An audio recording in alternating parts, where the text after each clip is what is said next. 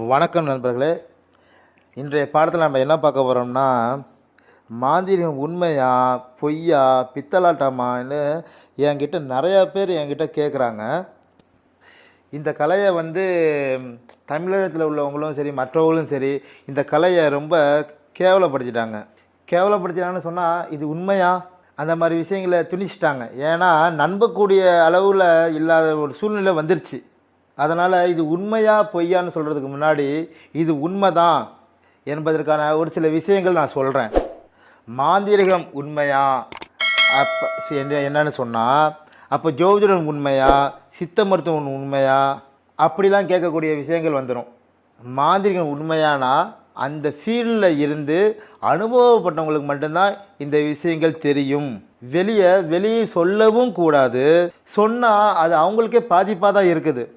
நான் ஒன்று சொல்கிறேன். எடுத்துக்காட்டுக்கு ஒரு சில பேருக்கு அருள்வாக்கு சொல்லுவாங்க, அதாவது சாமி ஆடுவாங்க. அப்போ என்னன்னு சொன்னால், சாமி வரவங்களுக்கு முக்கால்வாசி பேருக்கு ஓ பாசிட்டிவ் ரத்தம் உள்ளவங்களாக இருக்காங்க. அவங்களுக்கு முன்கூட்டியே ஒன்று கனவுல சொல்லும். அது வெளியே சொல்லும்போது என்ன பிரச்சனை வருது? அவங்க வீட்டில் உள்ளவங்களுக்கு ஏதாவது ஒரு பிரச்சனை வருது. குடிமூழ்கி போகக்கூடிய சூழ்நிலை வரும். கரு அருந்து போகும். அப்படிப்பட்ட சூழ்நிலை கூட வருது. இது எவ்வளோ பெரிய விஷயம். இந்த விஷயங்களை நான் என்னுடைய பணத்துக்காகவும் நான் வேறொரு விஷயங்களை நான் சொல்ல போய் கரு அருந்து போகுது. கரு அருந்துனா என்னது? கொடி அதாவது கரு அருந்து போகணுன்னு சொல்லுவாங்க. உன் கொடியை வெட்டிடுவேன் அப்படிலாம் சொல்லுவாங்க. சாமிகள் அருள்வாக்கு சொல்கிறப்ப இந்த மாதிரிலாம் சொல்லுவாங்க. முதல் மூலம் எங்கே வேறுபடணும் அங்கேருந்து அறுத்து எடுத்துடுவேன் அப்படின்னு சொல்கிறது. யாரெல்லாம் உங்கள் குடும்பத்தில் இருக்காங்களோ எல்லாத்தையும் அழிச்சிடுவேன்னு சொல்லக்கூடிய வார்த்தைகள் இதெல்லாம் அப்படிலாம் இருக்குது. அதனால தான் சாமி ஆடுறவங்க எந்த டைமில் சொல்லணுமோ அந்த டைமில் மட்டும் சொல்கிறாங்க. ஏன்னா இது கனவுல நிறைய பேருக்கு வந்திருக்குது. இது உண்மை. இதை அனுபவித்து பார்த்தா தானே தெரியும். எல்லாருக்கும் இது சாத்தியம் முடியாது. அந்தந்த மக்களுக்கு தான் தெரியும். அது சரி. அதாவது ஓ பாசிட்டிவ் உள்ளவங்களே வாங்க, எந்தெந்த இது இறக்கி கொடுக்க முடியுமோ அதை நாங்களே இறக்கி கொடுப்போம். உடம்பில் இறக்குறது அவர்களோட வலிகள் நோவுகள் யாருக்கும் தெரியாது. நான் ஒன்று சொல்கிறேன். சாமி ஆடக்கூடிய ஆளாக இருந்தால் செவ்வாய் வெள்ளிக்கிழமையில், அடுத்தது அமாவாசை பௌர்ணமியில், அந்த மாதிரி நாட்கள்லாம் பாருங்கள், அவங்களுக்கு உடம்புல வலிகள் இருக்குல்ல, அதெல்லாம் ரொம்ப கஷ்டம். அதை அனுபவித்தா தான் தெரியும். உணர்ந்தால் தான் அது புரியுமே. சரிங்களா? நோய் வந்தால் தான் அவங்களுக்கு அதோட கஷ்டம் நஷ்டம்லாம் தெரியும். மாத்திரை தின்னா எவ்வளோ கஷ்டமாக இருக்குது, மருந்து குடித்தா எவ்வளோ கஷ்டமாக இருக்குங்கிறது வந்தால் தான் தெரியும். சரிங்களா? இதெல்லாம் பார்த்துட்டு வெளிப்படையாக பார்த்துட்டு இதெல்லாம் ஒரு வேலையா சாமி ஆடலாம், அது தனக்கு வந்தால் தான் எல்லா விஷயமும் தெரியும்.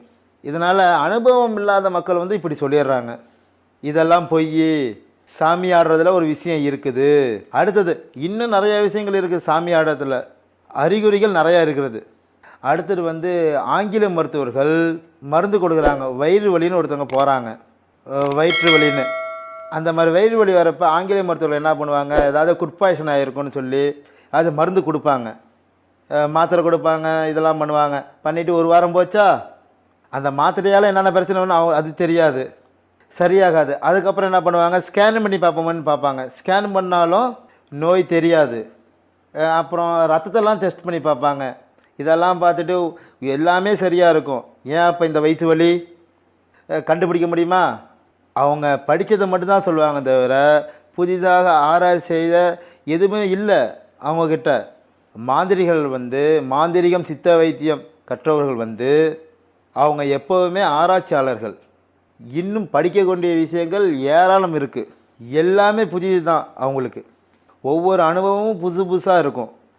இந்த மாதிரி பிரச்சனை, இந்த இடத்துல நீ படுத்திருக்க, இந்த மாதிரி ஒரு தேவதை உன் வயிற்றில் சுரண்டி இருக்கு, அதுக்கு இந்த மாதிரி இந்த கோயிலுக்கு போ, இந்த மாதிரி படையல் போடு, இந்த மாதிரி பண்ணு, சரியாயிரும் சொல்லுவோம். அதே மாதிரி செய்வாங்க. அடுத்த நாளே சரியாயிரும். எதுக்கு இது ஸ்கேன் பண்ணணும், எதுக்கு மாத்திரை முழுங்கணும், இந்த மாதிரி விஷயங்கள் இருக்கிறா. அடுத்தது காலில் செய்வன கூறு, காலில் ஃபுல்லாக புண்ணு, சலம் வச்சு நீராக வடிஞ்சிக்கிட்டே இருக்குது. அப்படியே நீராக வடிஞ்சிக்கிட்டே இருக்குது 24 மணி நேரம். அது எங்கேருந்து தான் வருதுன்னு தெரியல. இதே மாதிரி தான் ஆங்கில மருத்துவர் போகிறாங்க. இது ஒரு நோயின்னு ஒரு பேர் சொல்கிறாங்க. அதுக்கு மாத்திரையை கொடுத்து பார்க்குறாங்க, மருந்து தடவி பார்க்குறாங்க, மருந்து போட்டும் நிற்கவில்லை, எது பண்ணும் அந்த நீர் வழியில் நிற்கவே இல்லை. ஏன் முடியல, ஏன் சரி பண்ண முடியல? தனியாக காலை எடுத்து வச்சாலும் நிற்காது அந்த நீர். தனியாக வெட்டி வச்சாலும் அந்த நீர் நிற்காது. மருத்துவம் இல்லை, உள்ள ஒரு தேவதை இருக்குது, ஏவல் பண்ணி வச்ச ஒரு தேவதை இருக்குது, அது இருந்து கண்ணீர் வடிக்குது. இப்படியும் இருக்குது. இதுக்கும் பிளட் எடுத்து டெஸ்ட் பண்ணி பார்ப்பாங்க, ஸ்கேன் எடுத்து பார்ப்பாங்க, எதுலேயுமே அந்த இது தெரியவே தெரியாது. சுவர் இருக்காது, உப்பு இருக்காது, எந்த ஒரு பிரச்சனையும் இருக்காது, ஆனால் நீர் வடியும். எல்லாமே நார்மலாக தான் இருக்கும், ஆனாலும் நீர் வடியுது. ஏன் ஏன் பிரச்சனை கண்டுபிடிக்க முடியாது. ஏன்னா அவங்க படித்ததை மட்டும்தான் சொல்லுவாங்க, செய்வாங்க. அவங்க ஒரு மாந்திரிகத்தை பார்க்குறப்ப இந்த மாதிரி உங்களுக்கு ஏவல் பண்ணி வச்சுருக்காங்க, இன்னார் இப்படி பண்ணி வச்சுருக்காங்க, உங்களுக்கு இந்த மாதிரி படையெல்லாம் போட்டு இந்த மாதிரி வேலை பண்ணியிருக்காங்க, அதுக்கு நிகராக நீங்கள் வந்து ஒரு அதுக்கு மேலே ஒரு படையலை போட்டு நீங்கள் அதுக்கு மேலே வந்து பலி கொடுத்து ஒரு ஆடோ இது ஆடுங்கிறேன் ஒரு கோழியோ, ஒரு கோழியோ, 2 கோழியோ இந்த மாதிரி இப்போ பலி கொடுத்து நீங்கள் வந்து அதை செய்யுங்க. செஞ்சு வேலை பண்ணால் அது அடுத்த நாளே சரியாக போயிடும். காலில் வடிகிற தர இதுவும் சரியாச்சு. அப்புறம் புண்ணு ஆறணும்ல, அது அப்புறம் 1 மாதம் ஆகும், சரியாயிரும். புண்ணு ஆறுறது தானே, அந்த வலி நோவு அந்த தண்ணி வடிகிறது எதுவுமே இருக்காது, புண்ணு அப்படியே இருக்கும். அந்த புண்ணு எப்பயும் போல் சரியாயிடும். எல்லோரும் புண்ணுமே உடனே சரியாகாது, பொறுமையாக தான் சரியாகும், அது உடனே சரியாயிடும். இப்படி இருக்குது. அப்புறம் ஒரு சில பேருக்கு ஏனக்கால் மாதிரி இருக்கும், ஒரு சில பேருக்கு வந்து கால் வலிச்சிக்கிட்டே இருக்கும், வீட்டுக்குள்ளே இருந்தால் ஏதோ இது பண்ணுற மாதிரி அடிப்பட்ட மாதிரி வலி வந்துக்கிட்டே இருக்கும்.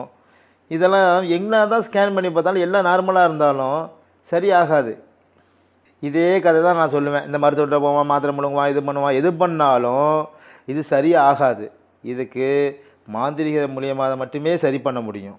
இதெல்லாம் நான் அனுபவத்தில் பார்த்தது. இதை மாதிரி நான் நிறையா அனுபவம் என்கிட்ட இருக்குது, சரிங்களா. குட்டி பிசாசுன்னு சொல்லுவாங்க, வயிறு நல்லா பெருசாக ஊதி இருக்கும். ஆஸ்பத்திரிக்கு கொண்டு போவாங்க, ஆஸ்பத்திரிக்கு கொண்டு போனோன்னா வயிறு வத்திரும். என்ன காரணம்? ஏன்னா வயிறு ஊதிருக்குன்னு சொன்னீங்க, இங்கே வந்தோன்னே என்னாச்சு, வயிறு வத்தி போய் கிடக்குது, டாக்டர் சொல்லுவார். அதுக்கு இல்லை ஊதிருந்துச்சு, இங்கே வந்தோன்னே வத்திருச்சு அப்படின்னு சொல்லுவார். மறுபடியும் வீட்டுக்கு போவாங்க, மறுபடியும் வயிறு கும்முன்னு ஊதும். திருப்பி ஹாஸ்பிட்டல் கொண்டு போவாங்க, திருப்பி வயிறு வத்திரும். இந்த மாதிரி பிரச்சனையிலும் இதுக்கு ஏதாவது மருந்து கொடுக்க முடியுமா மருத்துவரால்? ஒன்றும் கொடுக்க முடியாது. இது என்ன பிரச்சனை தெரியுமா? இது வந்து கிணத்துல நீரில் விழுந்து இறந்தவங்களோட பேய். அதாவது அவங்க மூச்சு முட்டி இறக்குறப்ப அந்த தண்ணியை குடித்து வயிறு ஊதிரும் பார்த்தீங்களா, அதோட இது வந்து இவங்கள தாக்கும். இது சரியான முறையில் பூஜை பண்ணி கரெக்டான படையில் போட்டு நம்ம பூஜை பண்ணி எடுத்து சரி பண்ணிடுவோம். அடுத்த நாள்லேருந்து வயிறு இதாகாது, அந்த பேய் பிசாசு எல்லாம் போயிடும். அப்போ அந்த வயிறு வந்து உப்பாது. கையை முறுக்கிறது, இந்த பல்லை முறுக்கிறது, முடியை விரித்து போடுறது, முடியை பிச்சுக்கிறது, இந்த மாதிரி பிரச்சனையெல்லாம் இதெல்லாம் ஒரு சில தேவதைகள், இந்த பேய்கள் பிசாசுகள் பண்ணுற வேலை. அதே மாதிரி ஒரு சில பேருக்கு வந்து உடம்பெல்லாம் சொறி சிறங்கு மாதிரி அரிச்சிக்கிட்டே இருக்கும். எங்கே போனாலும் என்ன ஆயில்மேடு தரணுனாலும் சரியாகாது. ஏன் அப்படி வருது?